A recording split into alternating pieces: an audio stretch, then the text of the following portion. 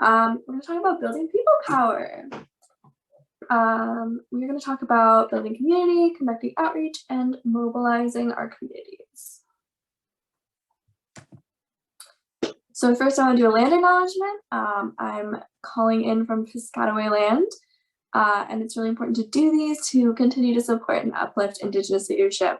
And we recognize the leadership role that many Indigenous communities have played and continue to play in the struggle against the extractive ways of life that created the climate crisis. Indigenous people take care of 80% of the world's biodiversity, despite being a much smaller percentage of the actual world population. So it's very crucial to listen to their leadership and their voices. So this is me. My name is Sophia Geiger. I'm 19. I just graduated from high school in 2021. And I'm currently taking a gap year to focus on activism. I organize with XRDC, Shutdown DC, and Fridays for Future on Piscataway land. Elizabeth, you already did this, but introduce yourself in the chat with your name, age, native land, and a time that you participated in action for social justice. So I'm going to assume that you've done Fridays for Future stuff already. Is that true? Yeah, awesome. Okay, so I'm going to preface what we're going to talk about today by saying that your strike is important no matter what size it is. We're going to talk a lot about like building people power and getting people to strikes. But at the end of the day, it's having distributed action and lots of different strikes that's going to make the real difference. The FFF theory of change is that having thousands of strikes around the world of varying sizes is much more powerful than having a single big event. Distributed action shows our united commitment to a common cause across oceans and across borders. Even if your event is a small group, or even just you're striking alongside so many others who are taking action right beside you, in spirit, if not in location. So these images on the screen show the wide variety of sizes of events that I personally have helped organize. Every action is impactful when counted alongside the thousands of others, everything from my solo strikes to the marches of thousands of people I'm incredibly proud of, and they're all crucial to the movement because every action brings us closer to the critical mass that's needed for change. So when we're building our community, the first really important thing to think about is establishing the culture of our actions and the culture of our activism. We want to make sure that we're living into the FFF vision and values and holding our fellow activists to that standard as well. We want to strive to be inclusive, to create a space where everyone feels welcome and has a voice. We want to listen to the leadership of those marginalized and frontline communities. We want to be respectful and compassionate and all that fun stuff that we already know, but it's important to be intentional in laying that out beforehand and prioritizing those values in your strike and all of your Fridays for Future work. The other point I want to make about building community is about working with other groups. So an important thing to keep in mind when we're starting a new group or starting new actions is that there's probably other groups already doing very similar work. So an important part of building a strong climate justice movement is fostering relationships with other groups and aiming to make each individual organization and each individual person's work additive and not just redundant. We build that strong climate justice movement by fostering relationships with other groups and relationships with other individuals, and also by carving out the niche that Fridays for Future takes up. We are youth-led actions that are not focused on getting arrested, that are easy to join and lead, and that are regular, whether that be bi-weekly, weekly, monthly, etc. And the other important way that we build strong climate movement community is through collaboration and solidarity. So look into groups in your area that are aligned with Fridays for Future, show up for their actions, and then invite them to yours. Maybe even see if you want to hold a joint action. And that's really crucial, is showing up to those other people's actions, because before you can expect for them to show up to you, it's important for you to show up to them. Especially if they are led by people of color, it's really important for white activists to show up for them and make sure that we are prioritizing their voices and listening to them and not just bringing our own whiteness and our white saviors into our work. So what is mobilization? Actually, before I will go into this, I want to ask really quickly, I wasn't here for the other workshop pieces, so I want to know what you learned about. So if you want to type in the chat what you learned about, or you can just unmute and say it, that's fine too. I don't know if they can unmute Kat. But I want to know a few highlights of what you learned about.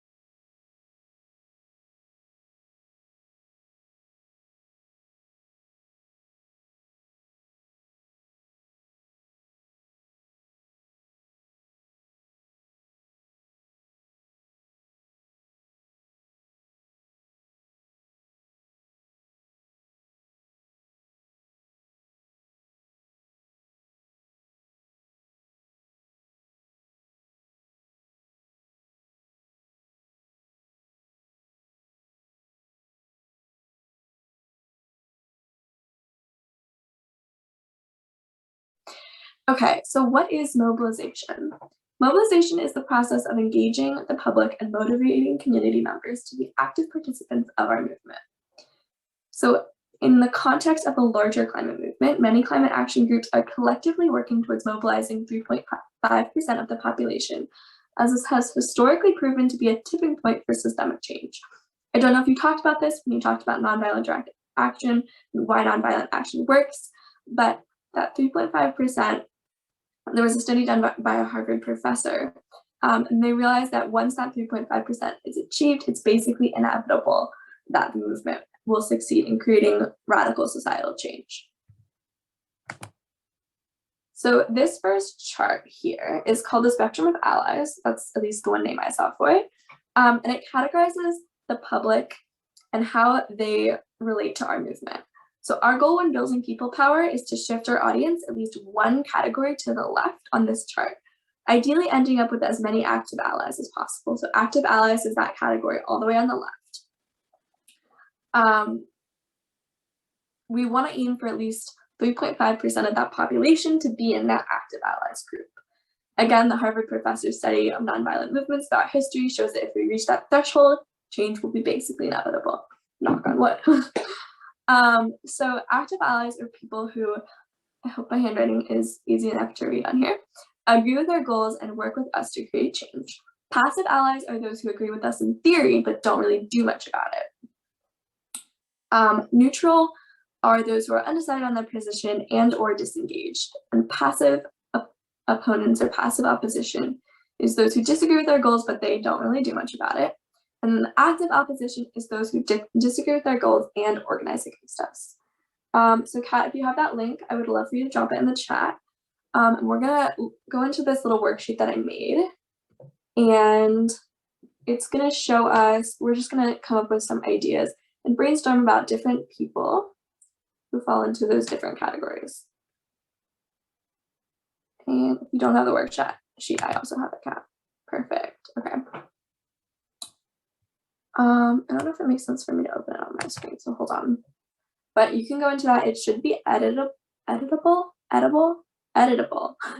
for all of you. So you should be able to hop in there and start answering the first question, which is going to ask about that thing that we just talked about. Hold on. Okay, here we go. It's going to ask about this spectrum of allies right here.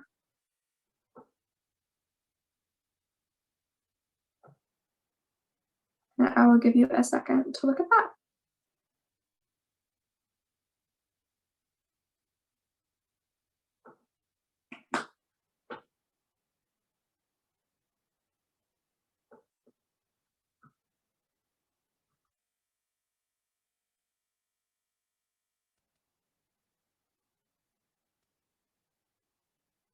There was a question in the chat whether we're typing directly in the doc. That we are, right? Yes, you can go ahead and type right in there, and then you can keep this document for after. If you're watching this later on YouTube, there should be a link in the description, correct, Kat? Yes, with a blank version of this sheet for you to fill out as you go. So for example, active allies to me would be people like Extinction Rebellion. Oh, I can't spell. Extinction Rebellion, or maybe Sunrise Movement. So these are groups that are definitely in the fight with us. They're already on our side, they're already in the street. Passive allies might be, I know my parents sometimes are passive allies. So people who, when we talk to them about it, they definitely agree with us, but they aren't really in the street with us. So I'm gonna say my dentist, because I went to the dentist today and he said, I said, I'm a climate activist. And he said, thanks for doing that, so we don't all melt. And it's like, maybe you should join us. Come into the active allies category. We can't do all the work alone.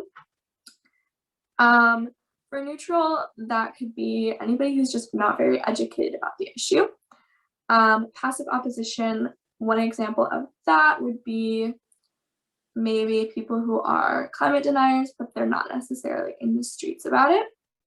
I'm gonna say, you know, like maybe that one Republican family member that you have. And then active opposition is going to be people who are actively organizing against us. So for example, I know that there's climate deniers like Trump. So we'll just go ahead and put that. It's an easy one. Counter protesters is definitely one. Sierra Club is definitely an ally. Yes, teachers can definitely be those passive allies who agree with us, but they might not necessarily act on that. Okay. I'm gonna move on to the next slide. We can always come back and fill this in later. So this is your sphere of influence. These are the people that you impact and you touch in your life. The people in the different communities that you're a part of. So these people are your first targets for building people power, since you already have a connection to them. So you want to think about how you can utilize your connection to these people as you mobilize. Generally speaking, people want to feel helpful and feel needed. So think about the people in your sphere of influence, or the communities, the organizations, and how you can specifically ask them for support. Specific ways that you can ask them to show up for you. Asking them to come to the strike is awesome. But if there's a specific ask you can give them, they'll be that much more interested in participating, hopefully. So for example, could your friends help put up flyers? Could your church host the art build? Could a local business donate food for the event? What you ask for is going to depend on the size of your action, your relationship with these people, etc. And for a small action, you might not have a lot of asks, but it's still something to consider when planning your event and doing your activism. So we can go back into that document, and the next section is going to give us some examples. So we can fill that out and brainstorm some people in our sphere of influence and how we can ask them for support. Someone in the grade above me can help me set up a social media account. Absolutely. That is going to be an awesome way to give them a concrete ask. I find a lot of times if you give them that concrete ask, they will feel very needed and be much more receptive to participating, instead of the broad ask of like, hey, can you come to this thing that I'm doing? Classmates, yes.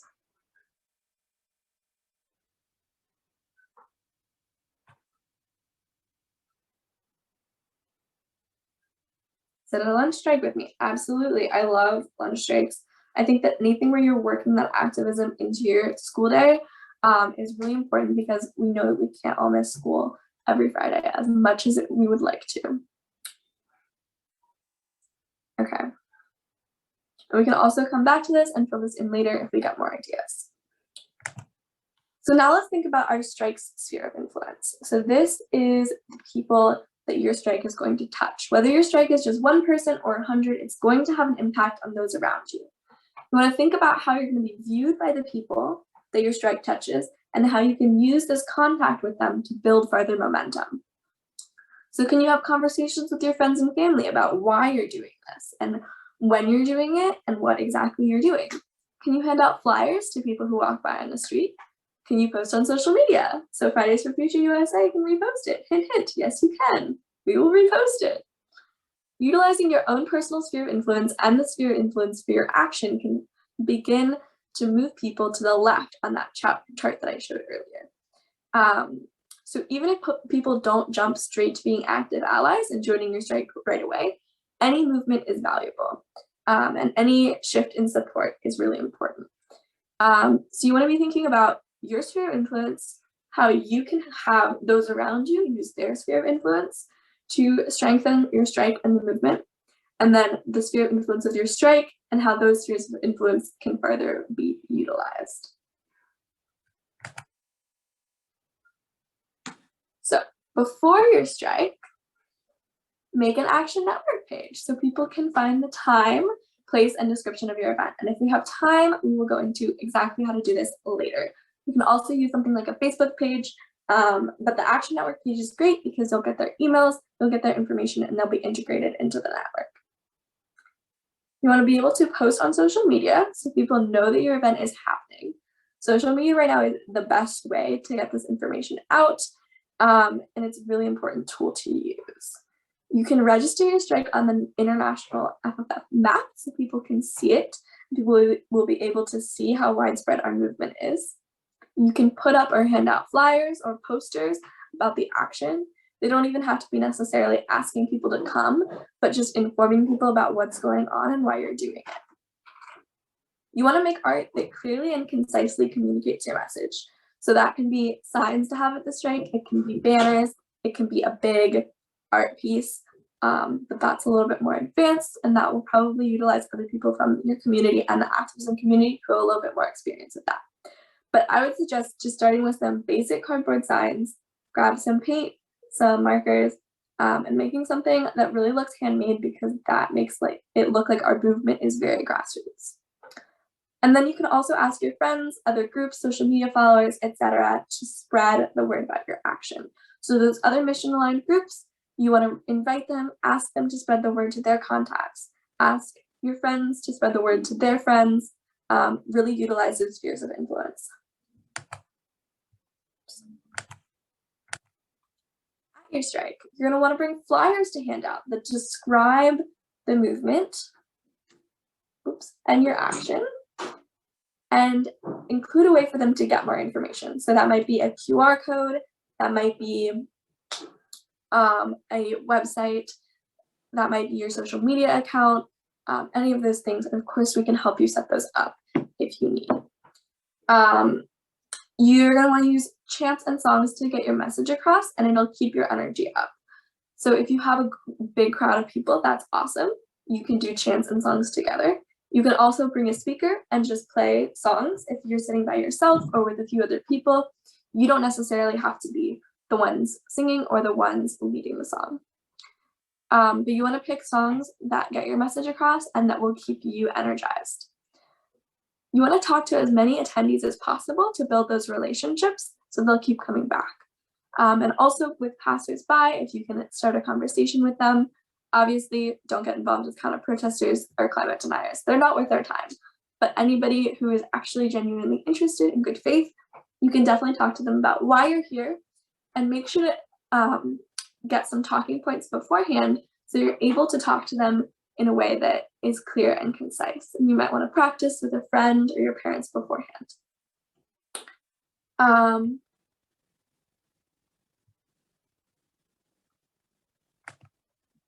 Sorry, I was just looking at the chat. You want to end on a high note with an actionable item. So for example, follow us on social media. Here's the next event that we're doing. The kind of, we will be back. We hope you come with us. That kind of messaging. If you end on that note, you can keep participants engaged, and with a nice chant, song, whatever, something that really makes them want to come back for more.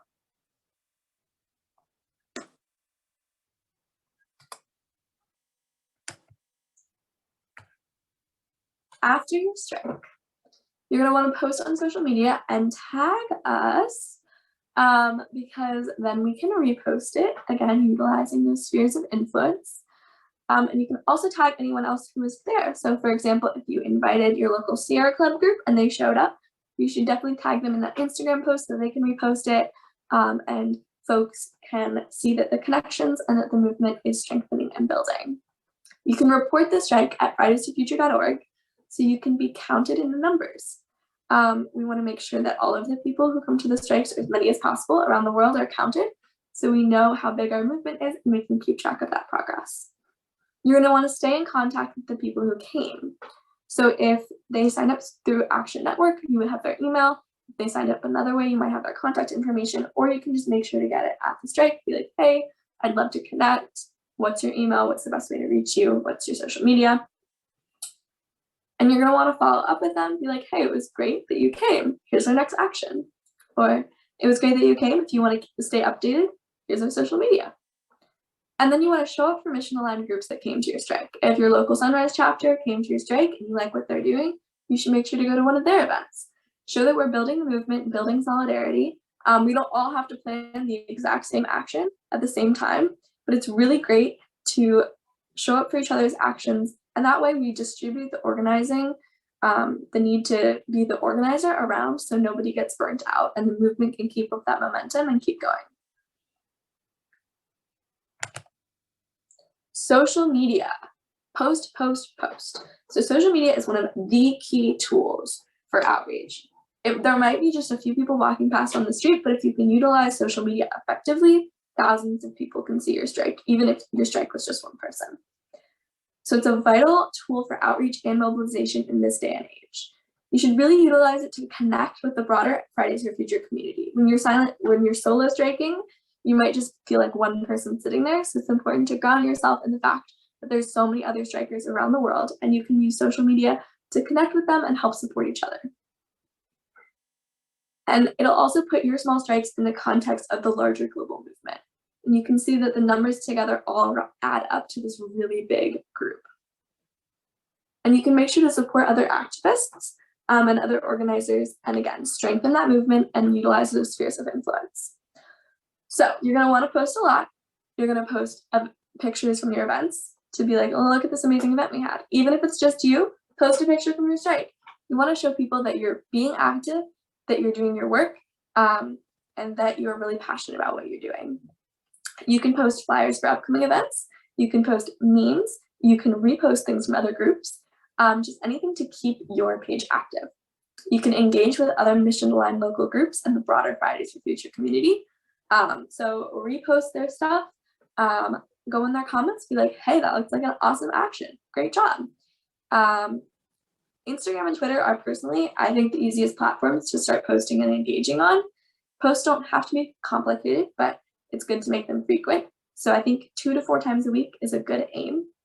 And of course, there's lots of like social media etiquette, social media hygiene, all those tips and tricks. But when you get hate, don't engage with it. That's like the one thing I want to say. All right, this is my contact information. That was the bulk of what we're doing. And then I was going to go into how we can set up an Action Network page, because I think that's a super useful tool that not everybody might know how to do. But this is my contact information if you want to ask me any questions. And you can unmute and put in the chat now if there's any questions, and hopefully we can work on that.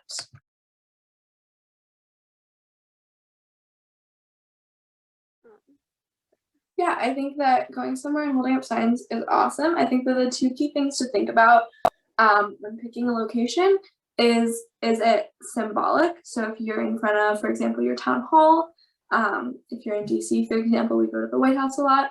And the other thing is if there's a lot of people who are going to see you. If there's a lot of people who are going to see you, it does not necessarily have to be symbolic, in my opinion.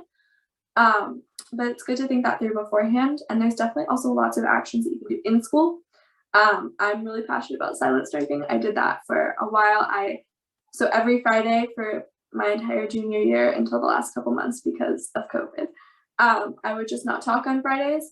And that was my way of inconveniencing everybody around me so that they had to think about the climate crisis and that I was very concerned about it. It was a way of kind of sacrificing this thing that's very important to me, and symbolizing how the government and the politicians and the billionaires are taking the youth voice away in the climate crisis. So that's one thing that you can do in your school without having to skip. So a lot of times I would do that, and then I would go strike somewhere after school.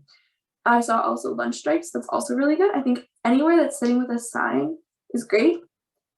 getting that message out there, making people see it. I would say make sure that you have something that says that you're with Fridays for Future if you want to really make it obvious that you're a part of the movement, and then something that gets your message across. Those are like the two main things in terms of messaging on a sign.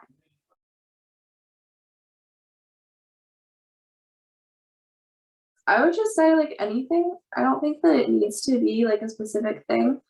I think that like anything to show that you're a part of the movement, especially again if it's like sacrificing something like skipping school or not talking, that really shows your commitment. Kat, did you want to say something?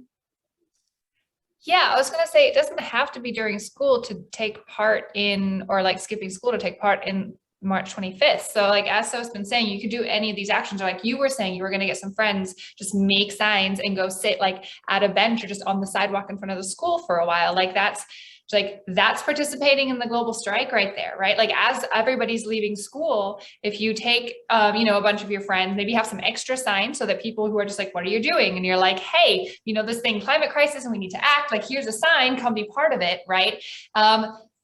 That's it. You've done it. That's doing it, right? So you can still use those stickers that you had, like, even if I don't know like how long, because I know you said you're at a charter school, that how long you're not allowed to like wear other things, like if once you leave school, whether you're allowed to put on the other t-shirt that you ordered, but you don't have to put on the Fridays for Future t-shirt. You can literally wear your school uniform, have your sign in your backpack, whip it out, sit in front of, the school, like where everyone's leaving school that day. And that's participating. If you can get other people to join you and your friends, and that's participating. So you can still definitely ask about putting up the signs. Like if you ask your teachers and your principals, that's already like getting the word out there. You ordered stickers, right? Giving that to your friends, and they'd be like, why are you giving me a sticker? What is this? And then you talk about it and what you're trying to do, right? Like that is how that it feels small. And you're like, this, what is this? That is doing it. That's it. You're doing it. And then I think the other thing is post about it on social media. If you can't have your own Fridays for Future social media account or something, I think also send it to the national account. I'm sure that we can put it up in some way, because I feel like that amplifies it and just makes it all the more powerful, because it reaches so many more people, and then it's really a statement like, look, I did this thing, and then you can look back and be like, wow, I did this thing a bunch of times. I would also say if there's like a busy street near your school, stand near that. So every car who passes by sees your posters. You don't necessarily need to get engagement from people, but I think it's really important to bring this strike that they're hopefully going to read about in the paper. Hopefully they're going to see, oh, Fridays for Future did this big thing on March 25th, or oh, Fridays for Future did this big thing, whatever day. And bring that into real life for them, so they can be like, oh, I saw somebody standing on the street in my town doing that also. So hopefully that'll signify to them that if they want to get involved, there's a little in. And then B, it'll bring it and make it more real, and show that's actually something that real people that they know and connect with care about, not just something that they see in the news. Real quick, sorry, just before we segue, I was going to say one other thing, thinking longer than the strike, right? So if you do this thing on March 25th, right? And there's just like you, maybe two other people, and you're like, nah, what was this? There's going to be people who saw you do your thing, where it's going to be like, what was it or whatever. And then as you like get pictures from all the other, from the strikes, that other strikes that were going on, as you start to get stories, right? As you just start to talk about Fridays for Future a little bit more, building that like bringing that aspect of community, not only to yourself, but like, I am part of this like humongous thing. Y'all are the ones missing out. People across the world are all getting it, and we're being active, and we're getting the word out there. Like, come on, we can do this too, right? That's like bringing in, being like, pulling other people in with you, using that kind of being part of the broader network, isn't only for like getting people to come to that strike, but slotting your strike into this like broader network kind of a thing. So like, yeah, showing other people at school the pictures of other strikes, or talking about, the numbers across the world, or whatever it is. And I think also, if you can be consistent, like weekly or bi-weekly, do something. I think that's really important, because it shows that sacrifice. Like, this is so important to me that I'm sacrificing some of my free time every single week to do something about this cause. And then also it just shows that commitment. Like, I'm so committed. I'm so concerned about the climate crisis that I'm going to do this every single week for whatever amount of time. Yeah, I had a friend, for example, that did a silent strike. She was homeschooled, so she could do this, but she sat outside of our state government every day for the entire, like, our assembly is 3 months long, and she didn't talk. So all the politicians would see her in and out every day. And I think that, you know, if it's consistent, people will be like, oh, it's that person again. That person standing on the street corner with a sign. Again, they must really care about this. That's awesome. That's so cool, Elizabeth. I actually have an Instagram account for silent strikes that I used when I was doing it, but I'm not doing it anymore because I'm not in school. But if you want to send me pictures from you doing that, I can put them up on there if you would like. If you don't want to create your own social media, yeah, that is my thought on that. That's awesome. I used to wear a mask when I did it, but that was pre-COVID, so I feel like that wouldn't be as effective now.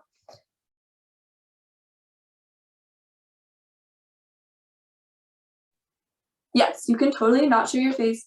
You can do, you know, like a picture from the back, hold up your sign above your head so like you can see it. Or, you know, just blur out your face, put a fun emoji in front of it, anything you want. That's awesome, Sheila. Anything you want. It's just about being like, hey, we did this thing, we participated, like this is another place that's doing it, more people who care about this crisis.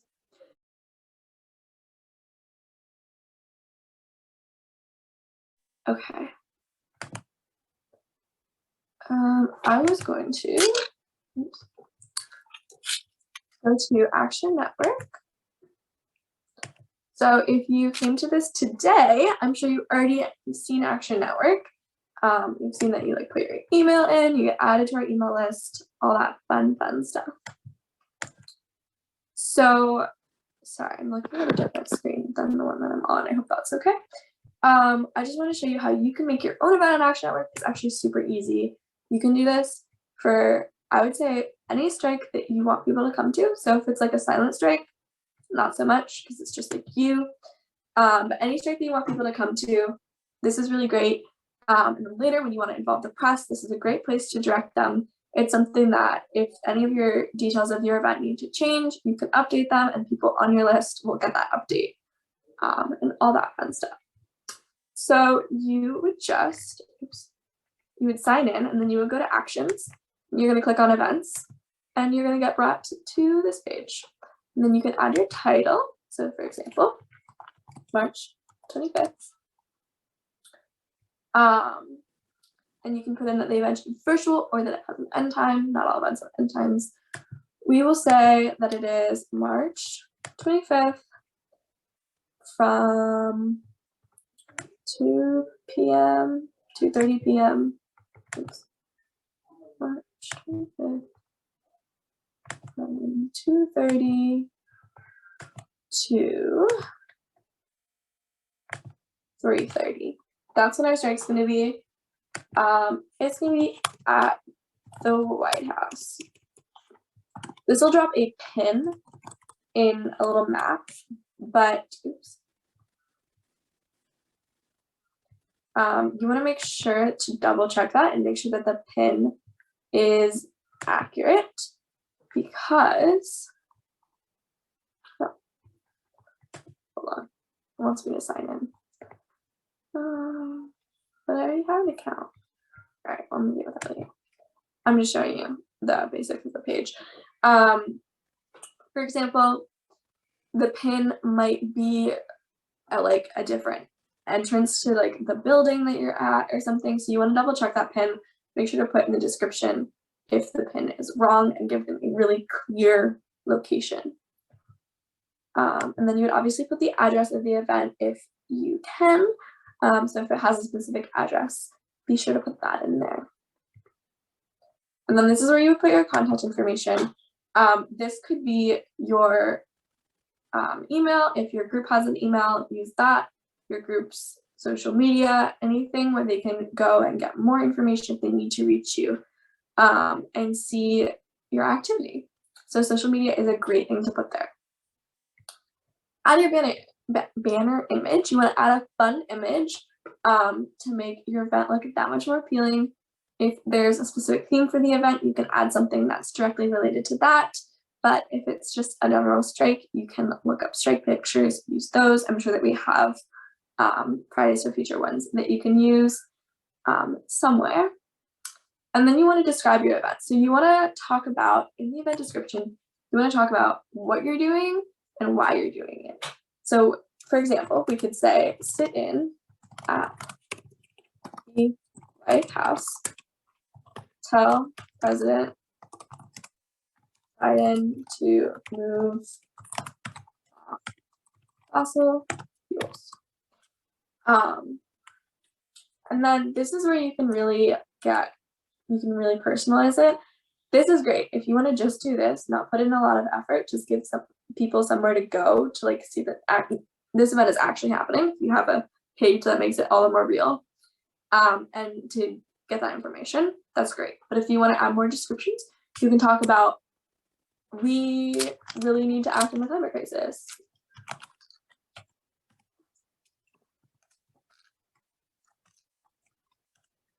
And then you can cite some articles, give some more details, anything to really make people want to come, give them more reason to come.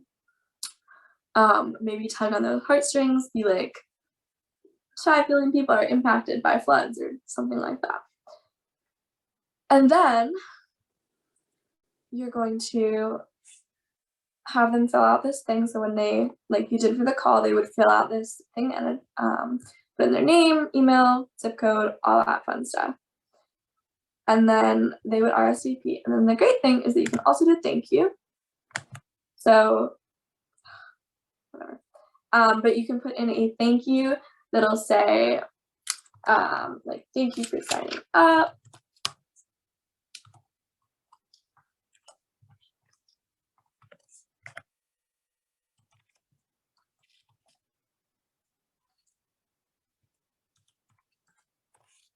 You can say thank you for signing up, and then you can also prompt them to invite their friends, post it on social media, spread the word. That's a great place to do that. So it prompts them to spread the word. You can also edit this to say whatever you want. And then this is something where they can send a really quick email to a friend. So you can fill this out if you want that to be an option for them. And then instructions. So for example, go to the southwest corner of the park. If that's where you're going to be and you can't put a very specific pin on the map, you want to make sure that they know that information so they can find you. And I think that the more information you put and the more that you put into this, the more people want to come, because I know people who sometimes don't go to an event because they're like, is this really happening? I don't know. It doesn't seem like that official. But if you put it on a page and make sure that you add details, it really looks like it is happening and you're very committed to it. And then you would save and publish it, or you can save the draft if you want to come back and edit it later.